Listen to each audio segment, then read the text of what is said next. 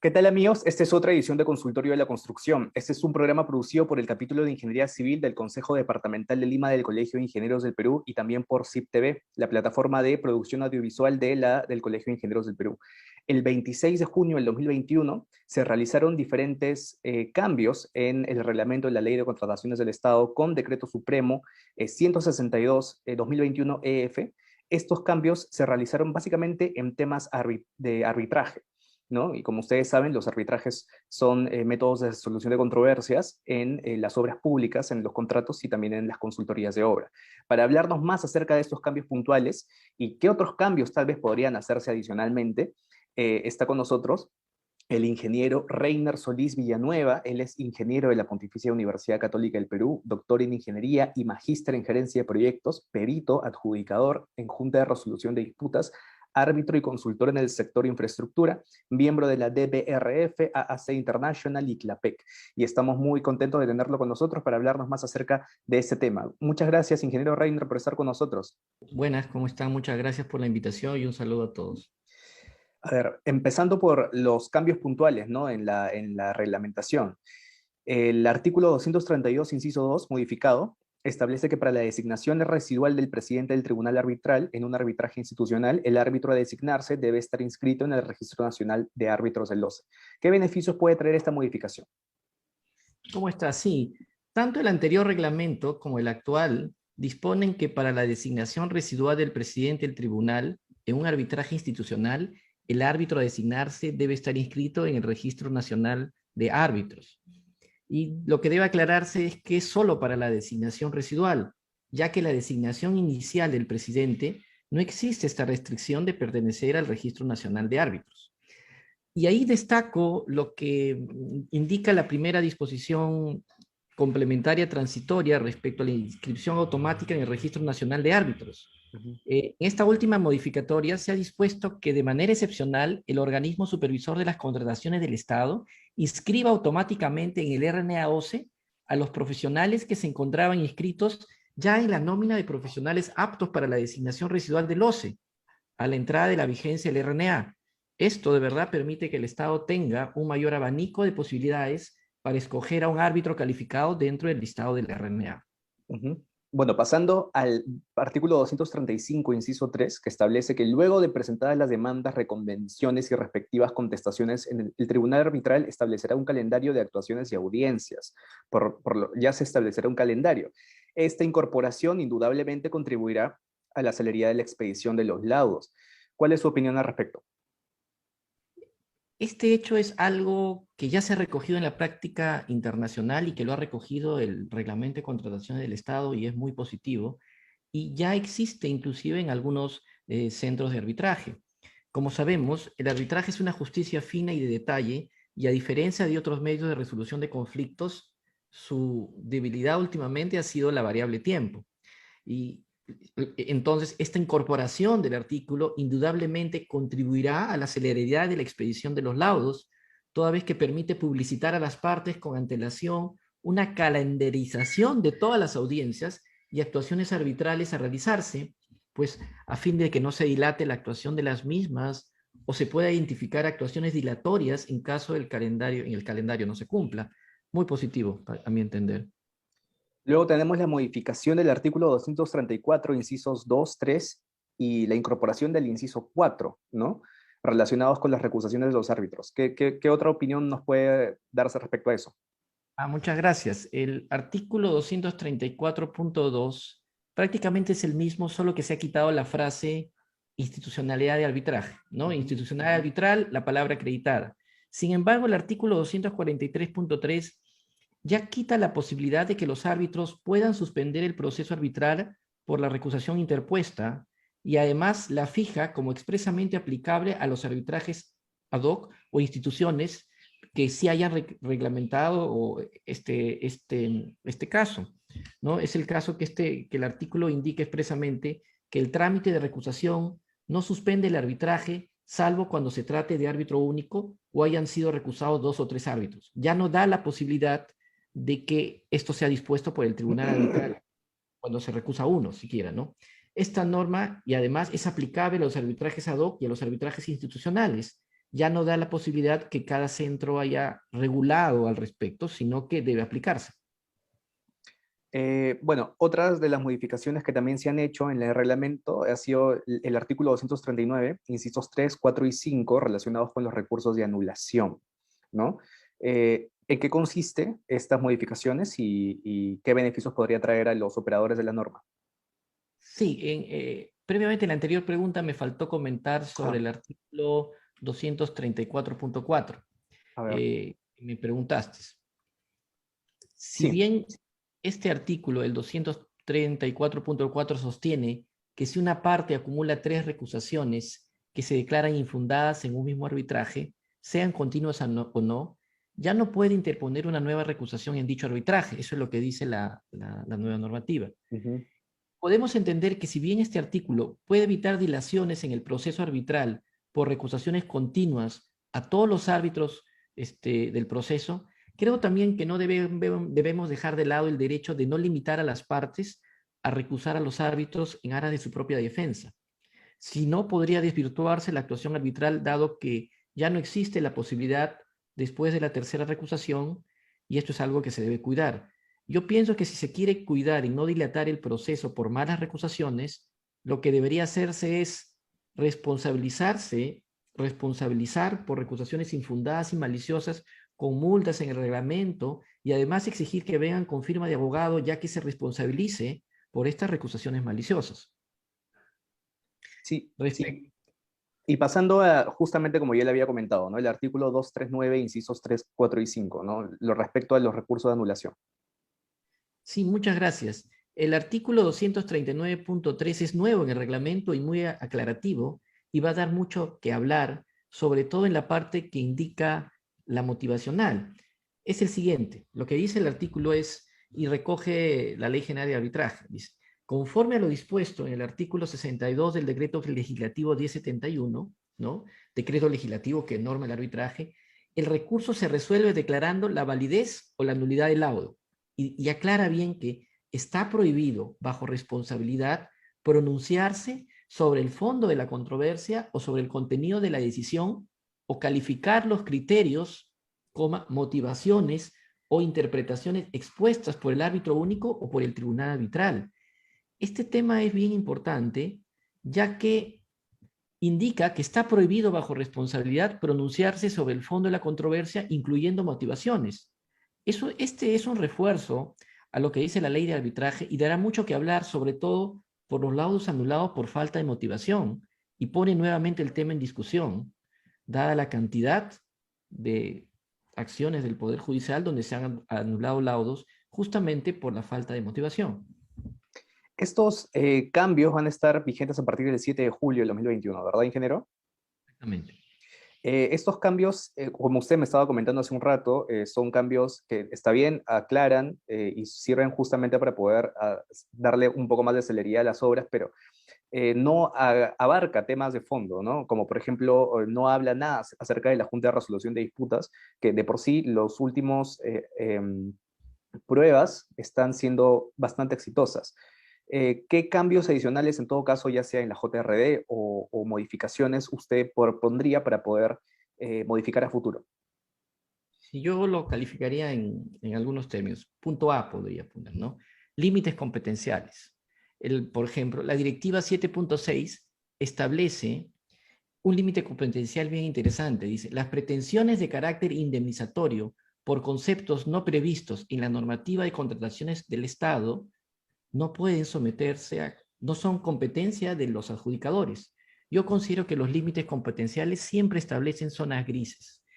Sustraer la posibilidad de que tres ingenieros capacitados, expertos en obra, puedan resolver sobre controversias respecto a disrupciones, por ejemplo, es un elemento equivocado en la directiva. Creo que debe eliminarse este límite competencial para que los adjudicadores puedan tener una amplitud y no limitarse en estas zonas grises respecto a las situaciones que puedan propiciarse en obra. Ujú. Y otro caso de límite competencial es la tradicional limitación de las prestaciones adicionales, y espero que en un futuro, tanto en el arbitraje como en la Junta de Resolución de Disputas, puedan puedan tener competencia tanto los árbitros como los adjudicadores. Otro punto donde considero que debe modificarse el reglamento es la etapa del inicio de obra junto con la JRD.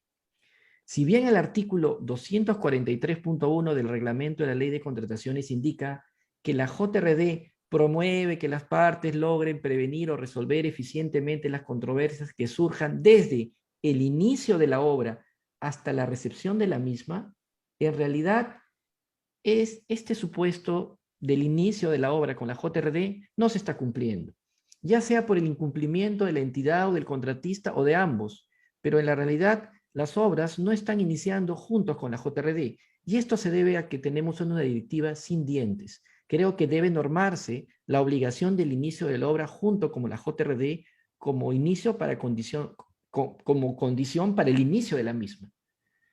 Si no es así, la realidad muestra que este cambio es necesario, toda vez que hay obras que, pese a ser mayores a 20 millones y tener una JRD obligatoria, no están partiendo con una JRD. La JRD se está instalando mucho después o está apareciendo cuando aparece un conflicto. No se entiende la actuación preventiva. Creo que es necesario un cambio al respecto.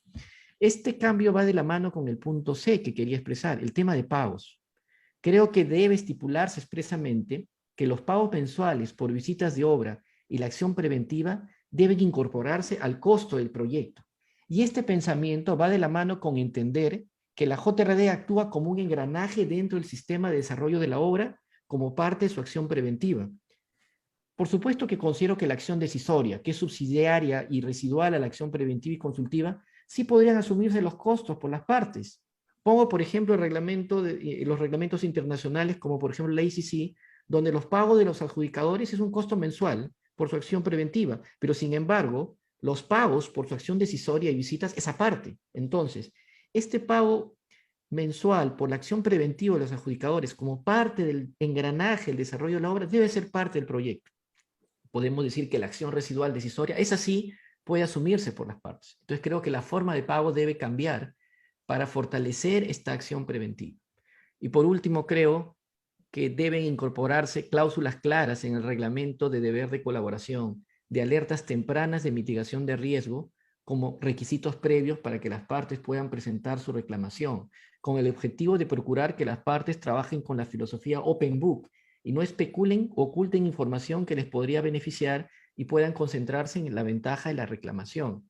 Estos cambios son necesarios para fortalecer la Junta de Resolución de Disputas. Acuérdense que la JRD es un medio de conflictos, de resolución de conflictos colaborativo que se ha incrustado en la ley de contrataciones, que es juzgada como un reglamento poco flexible. Y procurar que el reglamento se acomode y encaje bien en sus competencias con este medio de resolución de conflictos va a incorporar nuevos elementos para que este medio de resolución de conflictos se fortalezca. Usted mencionó en el tema de pagos que en otros países, por ejemplo, la acción preventiva tenía un pago y la acción decisoria tenía otro pago. Más o menos, ¿cuál es la diferencia en ese pago? ¿Qué porcentajes hay? Pongo de ejemplo el reglamento de la ACC, ¿no? El reglamento contiene en los dispute boards un pago mensual que corresponde a su acción preventiva. Sin embargo, la acción decisoria, cuando las partes quieren someter en forma residual lo que se fracasó en la acción preventiva, tiene un costo independiente. Entonces, diferencian bien esas dos etapas. Entonces, lo que yo digo, oye, la etapa preventiva, la acción mensual y trabajo de los adjudicadores como parte del engranaje de la obra debe formar parte del costo del proyecto. El proyecto debe venir con ese costo. Es lo que sostengo. El presupuesto del proyecto debe considerar la acción preventiva de los JRD en forma mensual como parte del engranaje de la obra. Muy aparte de la acción residual, que es la acción decisoria, que sí las partes cada vez que tienen un conflicto puedan someter a la JRD y pagar cada uno sus tasas. Pero la acción preventiva, ese costo mensual, que es parte del engranaje de la obra, debe ser parte del costo del proyecto, del presupuesto, ¿no? ¿Usted se animaría a proponer que la Junta de Resolución de Disputas también sea obligatorio para obras menores a 20 millones de soles? Creo que sería interesante proponerlo para que ese es un medio que recién estamos aprendiendo, que está en Latinoamérica creciendo y creo que sería interesante promocionarlo y creo que una de las maneras es ver su efectividad. Vemos que está teniendo efectividad, vemos que hay buenos ejemplos en la acción decisoria, en la acción preventiva y creo que debe promoverse su uso. Ingeniero, un mensaje final que tenga para respecto a este tema, por favor, respecto de repente a alguna modificación adicional. Usted ya mencionó cuatro modificaciones muy interesantes, ¿no? Para proponer. ¿Qué mensaje final tendría para darles a todos aquellos que probablemente no estén tan de acuerdo con este tipo de modificaciones? Sí, bueno, hay muchas cosas que mejorar en el reglamento. Yo quisiera presentar dos mejoras técnicas. Uno es el tema de reajustes de obra, donde se usa la fórmula polinómica que se establece en el decreto 1179 que indica el reglamento de contrataciones. Este tema de reajuste de fórmula polinómica data de hace más de 40 años. Yo pienso personalmente que debería ser eliminado y dar paso a procesos de reajustes más exactos, considerando la capacidad tecnológica de información que tenemos hoy en día. La fórmula polinómica actual de reajustes tiene errores de aproximación en la agrupación de monomios. Se reajusta al inicio de la obra, por ejemplo, de una carretera el asfalto, cuando todavía no se hace asfalto. Igual sucede al final de la obra, reajustamos partidas que ya se hicieron y que ya no se están haciendo, lo cual es muy inexacto y muy injusto para las partes. ¿Por qué no usamos ya la tecnología de procesamiento digital de hoy, que fácilmente podríamos actualizar los insumos por la valorización mensual de que se hace con los índices de precios unificados publicitados? Solo que habría que verificar que existan los índices unificados de todos los insumos. Pero considero que con la tecnología que se tiene hoy en día de procesamiento digital, que no es igual a la de hace 40 años, cuando se formuló este proyecto de reajuste de fórmula polinómica, podemos actualizarla y podemos pasar a reajustes más exactos y más justos para las partes. Ese es en primer lugar.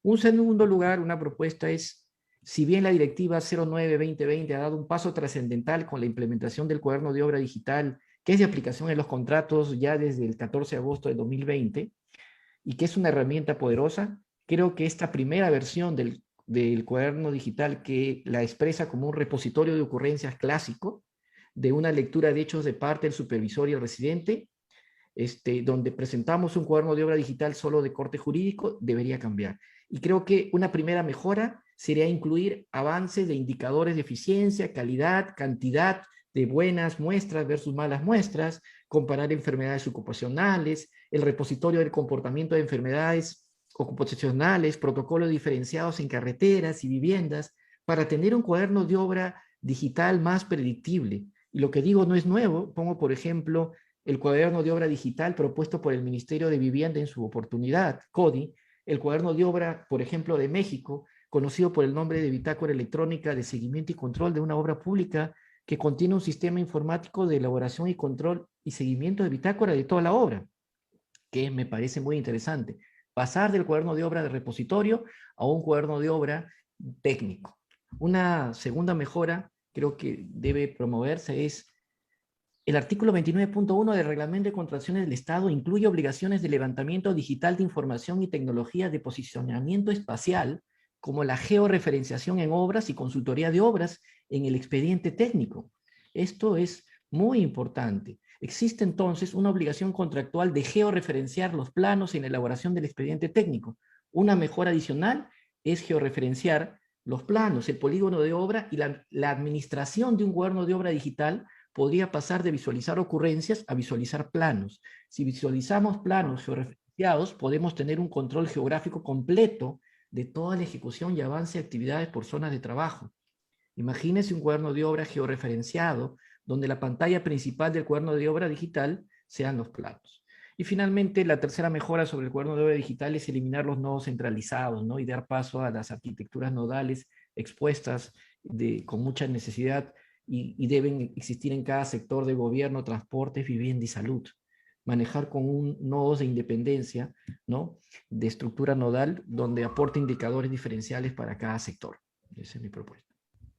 De hecho, nos hemos ido también, inicialmente el tema, ¿no? Era los que eran los arbitrajes y la resolución de controversias. Usted también propone la modificación de la eliminación justamente de la fórmula polinómica y poder ampliar las competencias del cuaderno de obra digital, lo cual es bastante interesante, ¿no? Para poder evaluar para el futuro. Y de hecho, estoy seguro que seguramente, no solamente en base a esta entrevista, sino también a diferentes acciones de la sociedad civil, va a poder, estas modificaciones poco a poco se podrán ampliar, ¿no? Esta modificación del Decreto Supremo 126-2021, aprobado el 26 de junio, es un pequeño avance, pero estoy seguro que en las próximas modificaciones se podrá tomar en cuenta las propuestas que usted menciona. Así que, ingeniero, muchas gracias por haber estado con nosotros. Muchas gracias a ti y un saludo a todos tu audiencia y gracias por la invitación nuevamente. Gracias, ingeniero. Estuvo con nosotros el ingeniero Reiner Solís Villanueva. Él es perito, adjudicador en Junta de Resolución de Disputas, árbitro y consultor en el sector infraestructura, y estuvo con nosotros para hablarnos más acerca de la modificación en el reglamento en temas arbitrales y solución de controversias que es justamente el Decreto Supremo 126-2021, aprobado el 26 de junio de este año. Muchas gracias a ustedes por vernos y estamos encontrándonos en una próxima edición de Consultorio de la Construcción en las próximas semanas. Muchas gracias. Hasta luego.